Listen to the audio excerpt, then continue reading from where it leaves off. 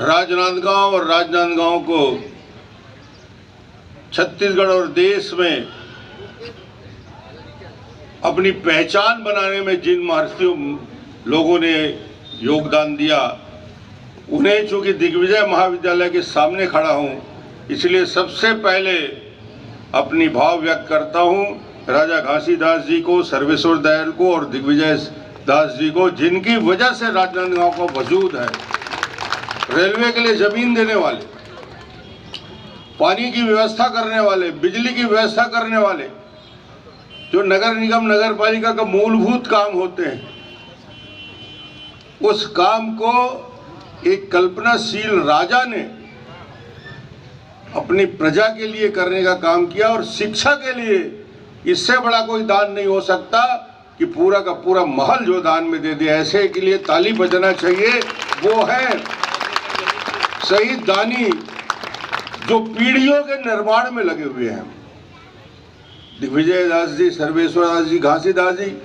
यानी रायपुर में यदि आप जाओगे, घासीदास संग्रहालय देखोगे, तो घासीदास संग्रहालय संयुक्त मध्य प्रदेश और छत्तीसगढ़ का उस समय का अकेला संग्रहालय था, अद्भुत संग्रहालय था और है आज भी।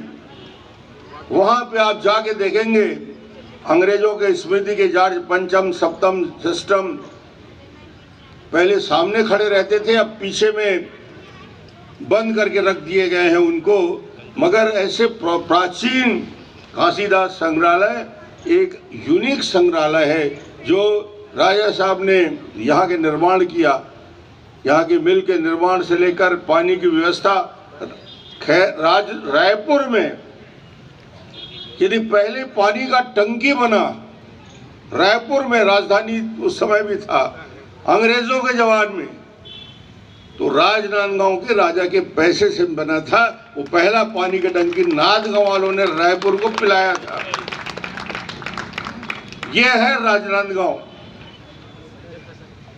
और हम लोग 25 करोड़ के काम करके बहुत खुश हो रहे हैं। ये काम सतत चलने की प्रक्रिया है। महापौर के चुनाव के कुछ पहले, जब चुनाव की घोषणा होने वाली है, तो आज आप सबकी उपस्थिति निश्चित रूप से बहुत अच्छा खुशी का विषय है। यहाँ उपस्थित हमारे सांसद महोदय, वरिष्ठ नेता हमारे अशोक शर्मा जी, वरिष्ठ नेता हमारे, उनका भी बड़ा योगदान है।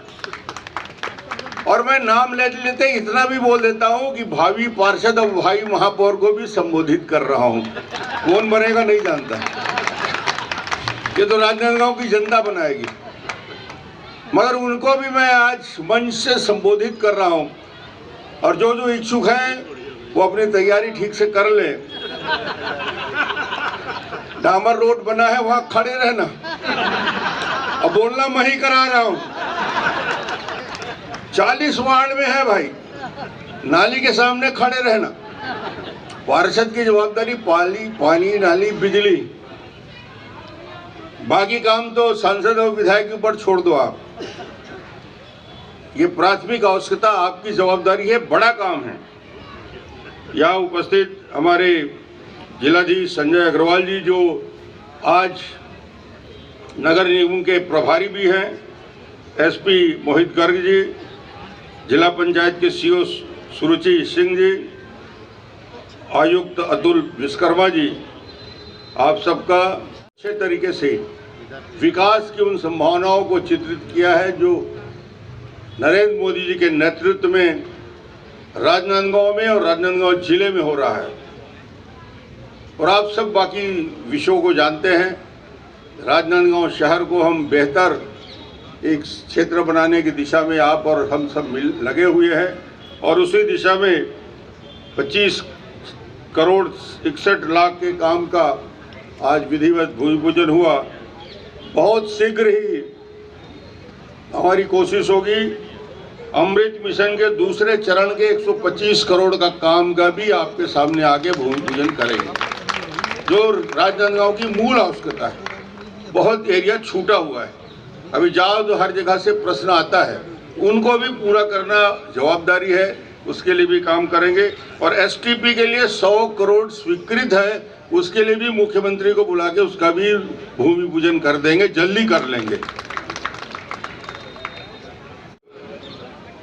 आयुक्त साहब बैठे हैं, विश्वकर्मा जी,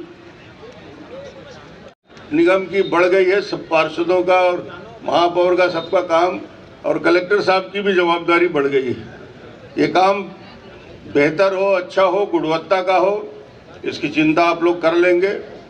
और अब तो चुनाव लड़ने वाले सभी पार्षद बिल्कुल वहीं पे खड़े रहेंगे, आप चिंता मत करिए, कोई हिलने वाला नहीं है। जिसको टिकट मिले या ना मिले, उम्मीद तो सबको है।